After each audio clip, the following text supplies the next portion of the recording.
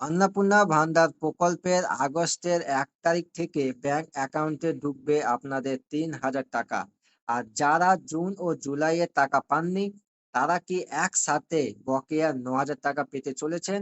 রাজ্য সরকারের তরফ থেকে ১লা থেকে ৭ আগস্টের পেমেন্ট ডেট নিশ্চিত করার পাশাপাশি কারা পাবেন এবং নতুন রিভেরিফিকেশনে কোন উপভোক্তাদের নাম ছাঁটাই হবে, তা নিয়ে বড় আপডেট সামনে এলো।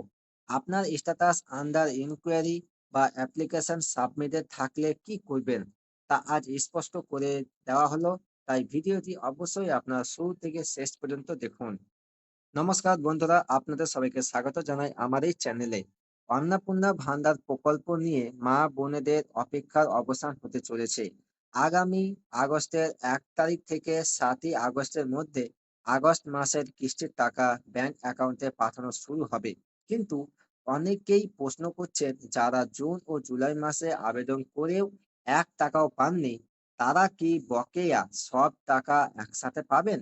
আবার অন্যদিকে ভুয়ো আবেদন রুখতে আবার শুরু হয়েছে কড়া স্ক্রুটিনি ও রিভেরিফিকেশন।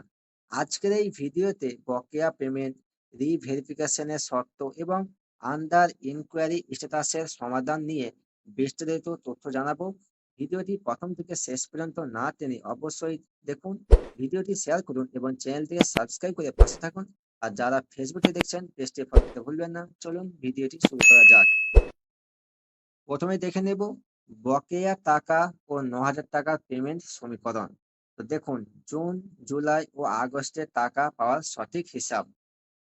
বকেয়া টাকা পাওয়ার অধিকার। অন্নপূর্ণা ভান্ডার প্রকল্প জুন মাস থেকে চালু হয়েছে।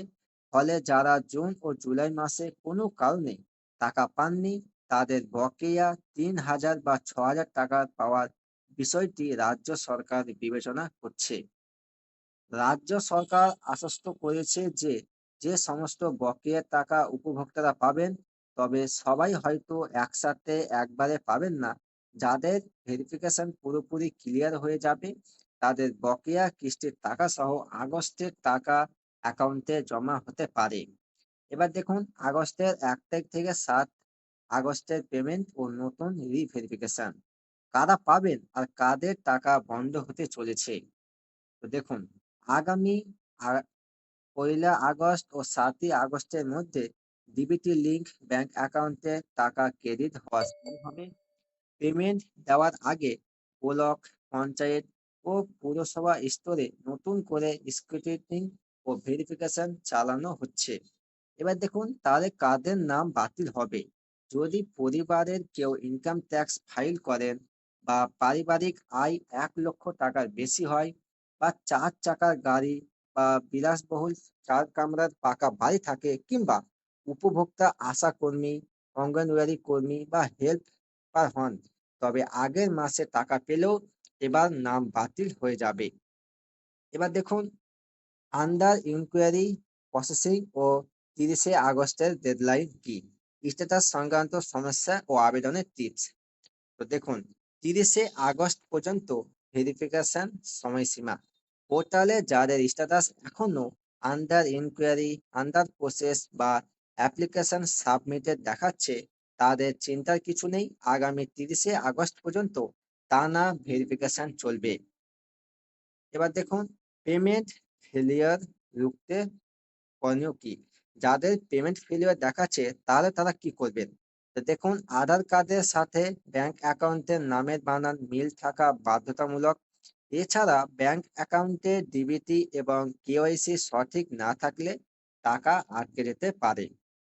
স্ট্যাটাস যদি আন্ডার ইনকোয়ারি থাকে, তবে ব্লকে দৌড়াদৌড়ি করার প্রয়োজন নেই। ভেরিফিকেশন টিম কাজ শেষ করে অ্যাপ্রুভ করে দিলেই অটোমেটিক টাকা চলে আসবে।